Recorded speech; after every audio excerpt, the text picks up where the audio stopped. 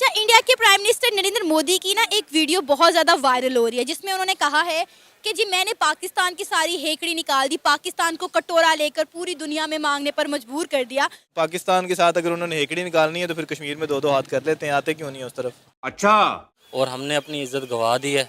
अब हमारे हमसाये जो भी हैं हम यही बातें करेंगे कि जी मांगने निकले हुए हैं, मांगने निकले हुए, तो हम मांगने पे आ चुके हैं।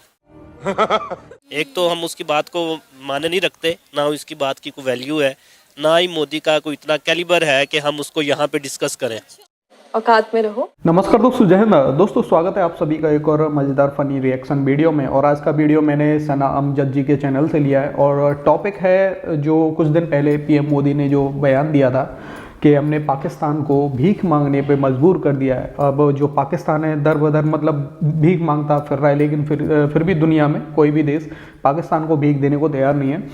तो इसी को लेके जो सना अमजद जी हैं वो पाकिस्तान की सड़कों पे निकली और पाकिस्तानी आवाम की राय ले रही हैं। तो चलते सीधे वीडियो पे, लेकिन उससे पहले अगर आपको वीडियो पसंद आए तो लाइक करना, चैनल को अभी तक आपने सब्सक्राइब नहीं किया तो प्लीज़ चैनल को सब्सक्राइब जरूर कर लेना। अच्छा, इंडिया के प्राइम मिनिस्टर नरेंद्र मोदी की ना एक वीडियो बहुत ज़्यादा वायरल हो रही है जिसमें उन्होंने कहा है कि जी मैंने पाकिस्तान की सारी हेकड़ी निकाल दी, पाकिस्तान को कटोरा लेकर पूरी दुनिया में मांगने पर मजबूर कर दिया।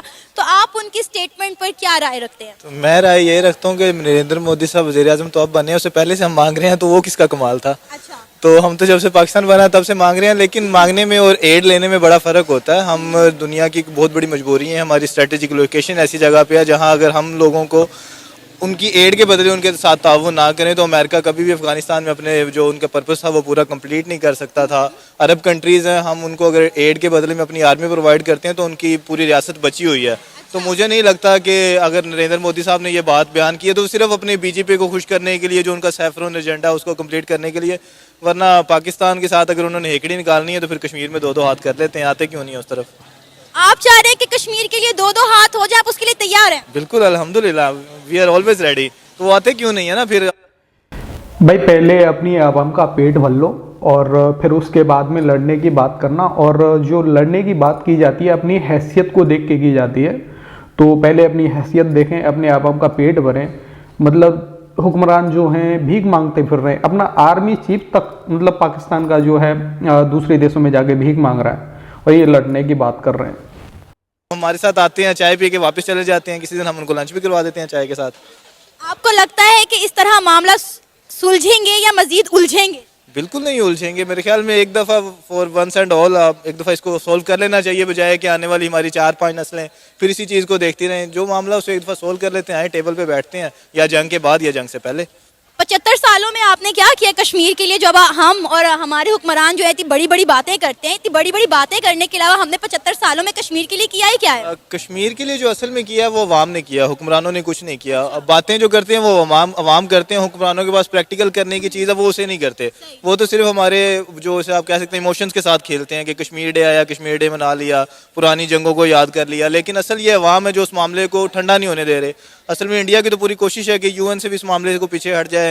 1971 में जो हमने उनके साथ शिमला मुआहदा किया था, उसके बाद से वो था कि बायलैटरल हो गया, लेकिन हम भी ये सिर्फ अवाम का प्रेशर है कि यूएन में उसको जिंदा रखा हुआ है, अदरवाइज तो हुक्मरान कब के बेच चुके हैं उसको। नरेंद्र मोदी की ये बात तो ठीक है कि हम कटोरा लेके पूरी दुनिया से मांग रहे हैं, इसमें से आप इनकार नहीं कर सकते। अभी भी आप देख लें कि हमने जो है IMF की चीफ को इन्वाइट किया अपनी कॉन्फ्रेंस में कि आप आएँ ताकि हमें सैलाब ज़दगान इलाकों के लिए एड मिल सके, हमें फंड्स मिल सके, और हम उसमें कामयाब हो गए हैं। आप देखिए हमें कितने फंड्स मिले हैं। तो बिल्कुल फंड्स मिले, लेकिन उसमें नरेंद्र मोदी साहब का कमाल तो ये था कि वो हमारे पास फंड्स आने से रोक देते। IMF को कहते कि आप इन्हें क्यों पैसे दे रहे हैं, फिर तो उनका कमाल होता। जब उन्होंने कुछ किया ही नहीं बल्कि पानी आया उसकी वजह से हमारे पास तो ज़्यादा पैसे आ गए। हम इंशाल्लाह बेहतर तरीके में उन इलाकों को दोबारा से बिल्ड करेंगे और अच्छे रोड्स बनेंगे, मोटरवेज बनेंगी, वहाँ पे उन पैसों से फिर नरेंद्र साहब देखेंगे ये मैंने गलती से पानी छोड़ दिया तो नहीं छोड़ना चाहिए था। वाह क्या सोच है! आप जैसी सोच हर पाकिस्तानी की हो तो पाकिस्तान तो फिर कहाँ से कहाँ पहुँच जाए। ऑप्टिमिज्म। भाई यहाँ तो मुझे लग रहा है कि जो पाकिस्तान के अंदर जो बाढ़ आई है ना, ये खुद पाकिस्तान की साजिश है कि पाकिस्तान को भीख कहीं से मिल नहीं रही थी तो पाकिस्तानियों ने सोचा कि भाई ऐसे ही मिल सकती है कि तबाही दिखाते हैं पाकिस्तान में तो शायद दुनिया पिघल जाए और इनको भीख दे दे। नहीं चाहिए इंसान के अंदर पेसिमिज्म, खुद से बैठ के रोते रहे। अगर आपको कभी भी एक चीज़ की हमेशा याद रखनी चाहिए कि अपने दुश्मन को अपने ऊपर हंसने की, आपने एस्थेटिक सेंस नहीं देनी कि उसे खुशी हो कि यार देखो मेरी वजह से रो रहा है। गम आया तो फेस करें, ज़िंदगी पड़ी है अभी, पूरी क़यामत तक देखते हैं क्या होता है हमारे साथ। इंडिया के साथ कब तक दुश्मनी निभानी है? दुश्मनी हमारी इंडिया के साथ नहीं है, हमारी आइडियोलॉजी के साथ है। वो चाहे दुनिया के किसी भी इलाके में हो, जहाँ पे वो किसी भी मजलूम के साथ, चाहे वो मुस्लिम है, चाहे वो बुद्धिस्ट है, चाहे क्रिश्चियन है, कहीं भी जुल्म हो रहा हो तो हम उसके खिलाफ आवाज़ उठाएंगे। अब फ़लस्तीन हमसे कितनी दूर है, वहाँ हमारी इसराइल के साथ बॉर्डर तो नहीं लगता, क्यों दुश्मनी है हमारी उसके साथ? इसी वजह से है। तो हमारी दुश्मनी किसी कंट्री के साथ नहीं है, एक आइडियोलॉजी के साथ है। वो जहाँ भी होगी हम उसके सामने खड़े होंगे इंशाल्लाह। आपका नाम? नईम शहजाद। सर, नरेंद्र मोदी की एक वीडियो बहुत ज़्यादा वायरल हो रही है जिसमें वो कहते हुए दिखाई दे रहे हैं कि मैंने पाकिस्तान की सारी हेकड़ी निकाल दी और उसे कटोरा लेकर पूरी दुनिया में मांगने पर मजबूर कर दिया। क्या कहेंगे आप नरेंद्र मोदी की स्टेटमेंट पर? एक्चुअली मांग तो हम रहे हैं, इसमें कोई शक नहीं है, लेकिन ये उनकी वजह से नहीं है, हमारे अपने ही करतूत ऐसे हैं पिछले 75 सालों में। अच्छा। इनमें 2-3 वजूहत हो सकती हैं। एक तो हमारे में पॉलिटिकल स्टेबिलिटी नहीं है हमारे मुल्क में। देखो दोस्तों, ये बात भी तो मैं भी मानता हूँ कि जो पाकिस्तान के आज के हालात हैं वो 80% तो खुद पाकिस्तानियों की वजह से हैं और पाकिस्तान के हुक्मरानों की वजह से हैं, पाकिस्तान की आर्मी की वजह से हैं, और लगभग रहा 20% उसमें मान सकते हैं किसी दूसरे देशों का हाथ। मैं यहाँ पे क्लियर नहीं बोल सकता इंडिया का मतलब आप तरीके से मान सकते हैं कि मतलब भारत ने तो आग में घी डालने का काम किया है। दूसरा ये है कि किसी को काम करने नहीं दिया जा रहा। तीसरा ये जो मेन इशू है वो हमारे में करप्शन का है। तो ये 2-3 वजूहात हैं जो मिलके हम आज जोली जोली दर फैलाए दर बदर फिर रहे हैं। हर मुल्क से हम कर्जे मांग रहे हैं, कोई हमें कर्जे दे रहा है और कोई हमें इनकार कर रहा है। सारे इनकार कर रहे हैं, दे तो कोई भी नहीं था। नहीं, अभी मिले हैं ना, हमें इतना ज़्यादा कर्जा मिला है सैलाब ज़दगान के इलाकों की। वो तो इमदाद है। अच्छा। हाँ जी, वो तो सपोर्ट है। तो कर्जा शर्जा तो खैर अभी पाकिस्तान वहीं पे खड़ा है, उसका रिस्क प्रीमियम वहीं पे है। तो अभी बहुत सा काम करना है, इंशाल्लाह हो फॉर द बेस्ट। सर, कटोरा लेके जब आप मांगने निकलते हैं तो आपको फंड, ज़कात जो है खैरात ही मिलती है, कर्जा तो नहीं मिलता ना? सारा कुछ ही मिलता है। खैर अगर मांगने वाला बंदा हो तो सारा कुछ ही दे देते हैं वो। तो एक्चुअली बेसिकली अपनी इज्जत गंवाने वाली बात है और हमने अपनी इज्जत गंवा दी है। अब हमारे हमसाये जो भी हैं हम यही बातें करेंगे कि जी मांगने निकले हुए हैं, मांगने निकले हुए हैं।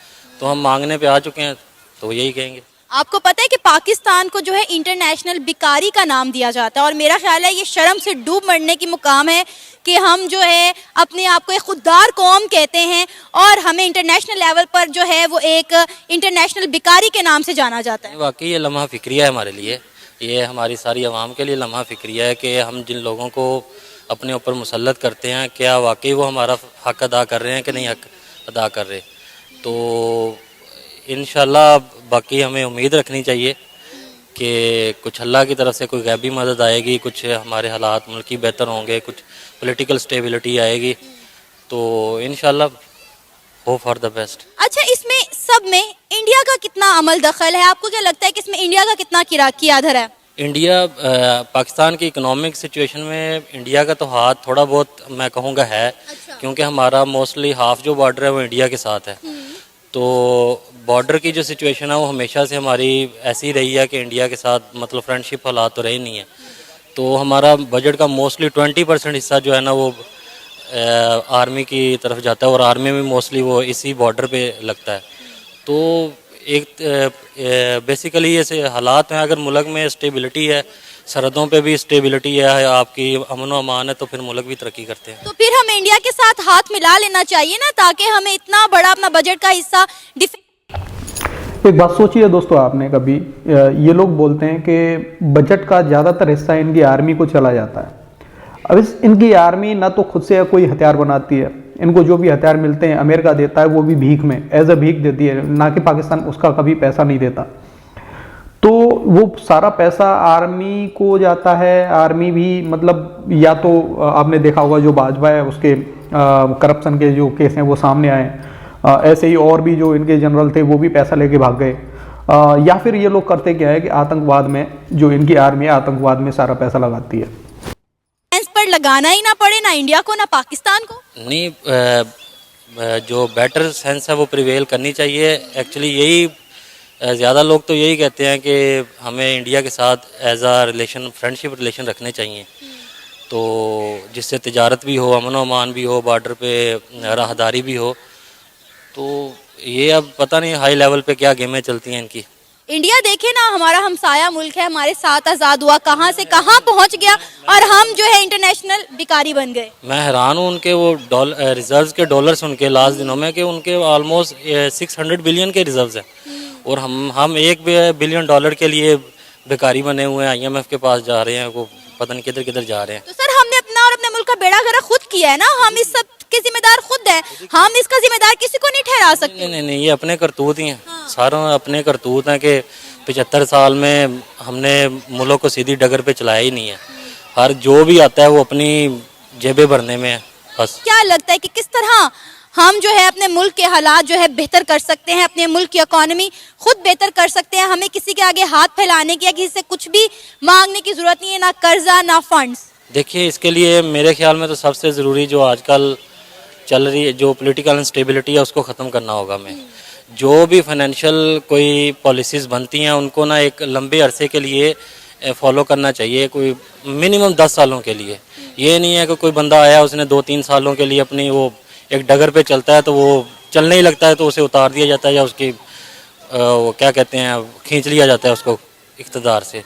तो स्टेबिलिटी और लंबे अरसे के लिए किसी एक अप्रोच को लेके, और दूसरा ये है कि किसी कंसेंसस होना चाहिए इस फाइनेंशियल इकोनॉमिक पॉलिसीज़ पे ना। सारी पार्टीज़ का, सारे मुल्क का जो भी फैसला करने वाले हैं उनका कंसेंसस होना चाहिए कि अगर पॉलिटिकल अनस्टेबिलिटी आती भी है, कुछ पॉलिसीज़ ऐसी हैं जो कि कैरी करनी चाहिए, चाहे जो भी आए, चाहे आर्मी आए, चाहे इमरान खान आए, चाहे जो भी पॉलिटिकल पार्टी आए। तो आपका नाम? फ़खर अब्बास। सर, नरेंद्र मोदी की जो कि इंडिया के प्राइम मिनिस्टर हैं, उनकी एक वीडियो बहुत ज़्यादा वायरल हो रही है जिसमें वो ये कहते हुए दिखाई दे रहे हैं कि हमने पाकिस्तान की हेकड़ी निकाल दी, हमने पाकिस्तान को कटोरा लेकर पूरी दुनिया में मांगने पर मजबूर कर दिया। क्या कहेंगे आप उनकी स्टेटमेंट पर? उनकी मेरे ख्याल से ये जो स्टेटमेंट है, ये अल्फाज का जो चुनाव है, ये एक कम ज़र्फ इंसान जो होता है वो ऐसे अल्फाज का चुनाव करता है जो अंदर से खोखला होता है। अच्छा। भाई कमजर्फ की बात कर रहा है, इसमें बोला मतलब गलत क्या बोला है? आज पाकिस्तान दुनिया में भी मांग रहा है ना, अब ये बात कर रहा है अल्फाजों का चुनाव। तो यार सबसे पहले अपने जो हुक्मरान हैं जैसे कि बिलावल भुट्टो टाइप के, उनको बोलो पहले जाके कि अल्फाजों का चुनाव करें। किसी देश के प्रधानमंत्री को कैसे बोला जाता है? और दूसरी बात ये है कि कोई बात तभी कर सकता है जब इंसान उसको मौका देता है। तो ये हमारे जो हुक्मरान हैं, मेरे ख्याल से उनकी कोताहियों की सज़ा जो है इन अल्फाज में हमें मिल रही है। एक तो हम उसकी बात को माने नहीं रखते, ना उसकी बात की कोई वैल्यू है, ना ही मोदी का कोई इतना कैलिबर है कि हम उसको यहाँ पे डिस्कस करें। तो मोदी जो है वो मेरे तो ख्याल से ऐसा इंसान ही नहीं है कि उसने अपने मुल्क में जो इस वक्त, भाई पहले अपनी हैसियत चेक कर लो, ठीक है ना, फिर बाद में बात करना मोदी जी के बारे में। उसके हालात है, मीडिया उसके कंट्रोल में है, चीज़ें सारी उसने दरम बरम कर रखी हैं मसनूई तरीके से। जहाँ जैसे पाकिस्तान में इसहाक डार ने डॉलर को कंट्रोल किया हुआ था, उसने भी वहाँ पे मसनूई तरीके से चीज़ों को कंट्रोल किया हुआ है। तो चलिए जो मर्जी कर रहे हैं, इंडिया को तो तरक्की के दहानों पर लेकर जा रहा है ना। नहीं, ये मसनूई तरक्की है। जिस दिन मोदी वहाँ से नीचे उतरेगा, आप देखिएगा, जिस दिन बीजेपी की हुकूमत ख़त्म होगी उस दिन ये जैसे एकदम से धड़न तख्ता होता है, ये सारी चीज़ें उल्ट जाएगी। वो जो उनकी चीज़ें हैं वो मसनूई है, वो कोई परमानेंट नहीं है। लेकिन इस वक्त हमें इंडिया की नहीं अपनी फिक्र करने की जरूरत है। नरेंद्र मोदी ने ये बात तो ठीक की है कि इस वक्त जो है पाकिस्तान कटोरा लेकर दुनिया भर से कर्जे मांग रहा है। आप देख लें कौन सा मुल्क ऐसा नहीं जहां से हमने कर्जा ना मांगा हो। तो क्या इस बात को भी झुठलाएंगे आप? नहीं, इस बात को मैं नहीं झुटलाऊंगा। इसमें दो चीज़ें हैं जो बेटर करती हैं। एक तो हमारे हुक्मरान हैं, दूसरा हम खुद हैं, आप हैं, मैं हूँ, ये आपके जो कैमरा मैन हैं, जितने लोग यहाँ पे बैठे हैं। हमारे पास कोई अच्छा इंसान आ जाए तो हम उसकी कदर ही नहीं करते। जैसे हमें अल्लाह ने एक मौका दिया, इमरान खान का जो दौरे हुकूमत था पाकिस्तान में, सबसे अच्छा दौरे हुकूमत इमरान खान का गुजरा। आप उसकी देख लें, ग्रोथ रेट देख लें, 6 पे था, चीज़ें सारी स्टेबल हो रही थी, मुल्क तरक्की की राह पे गामजन था। लेकिन उस वक्त हमारे सबसे बड़ा जो बिकाऊ मीडिया है उसने इतना बड़ा गंदा रोल प्ले किया कि इस वक्त आप देख लें कोई महंगाई की बात नहीं करता। उस वक्त जगह जगह महंगाई के चर्चे थे, लोग रोटियां आटे का जाकर भाव पूछते थे, चीज़ों का भाव पूछते थे। आज जो मुल्क के हालात है, आज इस पे कोई बात ही नहीं करता। तो क्या आप इसका जिम्मेदार जो है इंडिया को ठहराते हैं कि हमें दुनिया भर से मांगने पर मजबूर इंडिया ने किया? नहीं नहीं नहीं, ऐसी कोई बात नहीं। इंडिया का इसमें कोई रोल नहीं है। इसमें हमारा अपना रोल है, हमारे लोगों का रोल है, हमारे सियासतदानों का रोल है, हमारी आवाम, हम सबको इस्लाह की ज़रूरत है। हम सब लोगों को अपने आप को ठीक करना चाहिए। सही। तो मुझे ये बताएं कि आपने बात की कि नरेंद्र मोदी एक मसनूई तरक्की करवा रहा है इंडिया को, तो ये मसनूई तरक्की कैसे होती है? हम क्यों नहीं कर रहे ये मसनूई तरक्की? हमने की थी ना, उस मसनूई तरक्की का खमियाजा भुगत रहे हैं अब। नवाज शरीफ के दौर में की थी हमने मसनूई तरक्की, तो उसका खमियाजा अभी भुगता जा रहा है। जब आप डॉलर को मसनूई तरीके से कंट्रोल करेंगे, जब आप कुछ लोगों को जो ऊपर बैठे हैं उनको नवाज देंगे, नीचे ग्राउंड रियलिटीज़ पे आपका कुछ नहीं होगा और आप गरीब आवाम के लिए कुछ नहीं कर रहे। भाई तुम लोगों ने दुनिया से भीख ली थी, अमेरिका ने तुम लोगों को भीख दी थी अफगानिस्तान में लड़ने के लिए, जिहाद फैलाने के लिए, ठीक है। भारत किसी की भीख में जिंदा नहीं है, पहले नंबर तो, ठीक है। भारत ने तरक्की की है, वो साफ दिख रही है, पूरी दुनिया को दिख रही है। होंगे आपके जो तालीम के ऊपर कोई बजट नहीं लग रहा होगा, सेहत के ऊपर कोई बजट नहीं लग रहा होगा, और सिर्फ मसनूई तरीके से आप मीडिया को कंट्रोल करके वो चीज़ें दिखाएं जो आपकी फेवर में और जो गवर्नमेंट को सपोर्ट करें, तो ये मसनूई तरीके से ये आप चीज़ों को मेंटेन कर रहे होते हैं। जबकि हकीकत ये होती है कि जब आप हर बंदे के पास जाएं और ग्रास रूट लेवल पे भी आप चीज़ों को देखें। हज़रत उमर के दौर में कहते हैं कि वो एक कुत्ता भी मर जाए तो वो कहते थे कि उसमें मेरा कसूर है। यहाँ पे आप देखें कि आज आटा लेने के लिए लोग दरबदर हैं। तो ये वो चीज़ें हैं जो हमें देखनी पड़ेंगी, ग्रास रूट लेवल पे आके लोगों को देखना पड़ेगा। हमारे हुक्मरानों को निचले तबके को जो है वो सहूलियात देनी पड़ेंगी। अभी तो इनके आटे के लाले पड़े हैं, कुछ दिन बाद इनको घास भी नहीं मिलेगी खाने को, जो कि इनके एक मिनिस्टर ने जो बोला था ना कि भाई घास खा लेंगे लेकिन एटम बम जरूर बनाएंगे, लेकिन उनको घास भी नहीं मिलेगी। आगे दोस्तों आपने ये वीडियो देख लिया, मतलब इनको हर जगह भारत से लड़ाई ही दिखाई देती है, लेकिन ये कभी ये चीज़ चेक नहीं करते कि भाई इनके लोग जो भूखे मर रहे हैं, इनको आटा नहीं मिल रहा है। यार पहले अपने लोगों का पेट भर लो, फिर उसके बाद में लड़ने की बातें करना, और पहले सबसे पहले अपनी हैसियत चेक करनी चाहिए कि भाई हमारी हैसियत क्या है, हम किसके साथ में लड़ने की बात कर रहे हैं। खैर दोस्तों आपका क्या कहना है इस वीडियो के बारे में, अपनी राय कमेंट में जरूर देना, और वीडियो पसंद आई हो तो लाइक करना। फिर मिलते हैं किसी नेक्स्ट वीडियो में, तब तक के लिए जय हिंद, जय भारत।